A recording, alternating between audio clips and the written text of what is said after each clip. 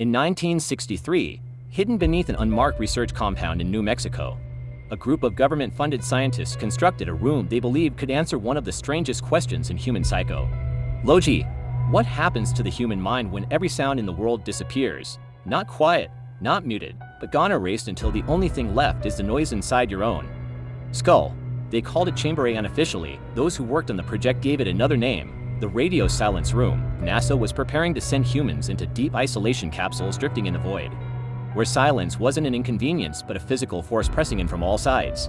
They needed to know how the brain would cope, but the military saw something else. If silence could break a mind, it could also be used to mold one, and so the funding appeared. Blueprints were approved, and a chamber unlike anything ever built took shape underground. It was a 12-foot cube with walls layered in acoustic foam, mineral wool, vibration-dampened steel, and rubber insulation so dense that sound waves died before they could bounce. Even the floor floated. Step inside, and the world vanished. Air felt heavy, your heartbeat became thunder, and here, sound dropped below 0 decibels and acoustic vacuums so deep your ears strained for something to latch onto. The first subject was a young Air Force lieutenant, confident, unshakable, selected specifically because nothing rattled him for the first hour.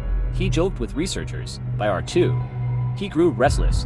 By hour 4, he asked if anyone else heard a faint ticking like a watch somewhere behind him. He wasn't wearing a watch. Over the next week, dozens entered the chamber. Almost all reported the same thing. At first, peace, then discomfort, then invented sounds, whispers, footsteps, distant humming, the slam of a door that wasn't there. The silence wasn't calming, it was interrogating them. But everything changed with Subject 10, Dr. Mara Kellen, a civilian psychologist consulting on the project. She believed the hallucinations weren't random, they followed patterns. She wanted to understand them, and she insisted on entering the chamber herself. At 7:12 p.m., she stepped inside. 40 minutes in, she described the silence as dense. She could hear her pulse, her bones shifting, the saliva in her mouth. At 1 hour, her voice softened. "There's breathing in here," she whispered. The observation team froze. She turned her head slowly. "It's right behind me." Her heart rate spiked. Sweat dripped down her neck. But when the team suggested stopping the trial, she refused. She closed her eyes and listened, really listened. Then she began whispering to someone no one else could hear. At first, only fragments. Then false sentences. She nodded and shook her head as if responding to another person. "Stop it," she murmured. "Don't come closer." When they finally entered the room, she screamed, blinded and overwhelmed by the sudden flood of real sound. Later, in her incident report, she wrote one sentence, asterisk, "Silence is not empty." NASA wanted more trials. The military wanted less. But the lead researcher, Dr. Alan Harrow, pushed forward. He believed they were witnessing the mind crossing a threshold, transitioning from normal perception to something deeper, more primitive.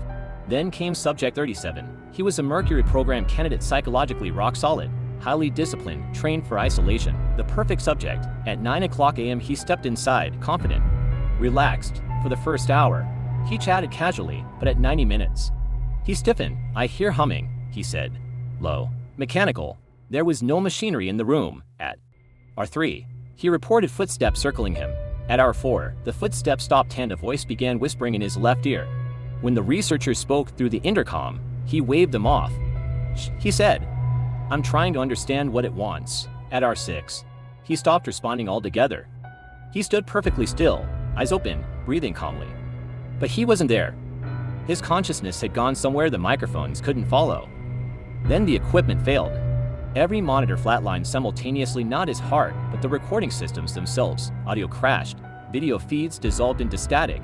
The chamber designed to block the outside world seemed to be blocking the equipment too. Harrow ordered the chamber open. When they stepped in, Subject 37 remained upright, staring into the far wall.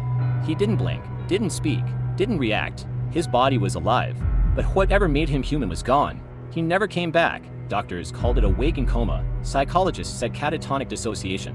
Harrow insisted the mind had crossed an internal boundary no one understood. 48 hours later, chamber was sealed, files shredded, tapes destroyed, staff reassigned under lifelong NDA letters. The project simply vanished. NASA pretended it never existed. The military buried the name chamber beneath layers of bureaucratic dust. But in 1989, 26 years after the last test renovation, crews accidentally broke into the sealed wing. Behind a rusted bulkhead, they found the chamber exactly as it had been left. The chair, The floating floor. The foam-lined walls. One worker stepped inside. He said the silence felt wrong, as if the room were listening to him. A second worker swore he heard whispering. A third refused to go near the doorway, claiming the air felt too heavy. The room didn't act like a room anymore. It felt like something waiting. The chamber was officially demolished a week later. But pieces of it, foam, steel plates, acoustic tiles, were shipped off to locations no one could trace. Some say the military rebuilt a second chamber. Others say they built several. And a few believe the chamber itself wasn't dangerous because of what it did, but because of what absolute silence allows the human mind to reveal. Silence is not the absence of sound. It's the absence of distraction. Avoid the brain fills with its own echoes, its own stories, its own buried architecture. Whispers you were never meant to hear. Footsteps with no source. Voices with no shape.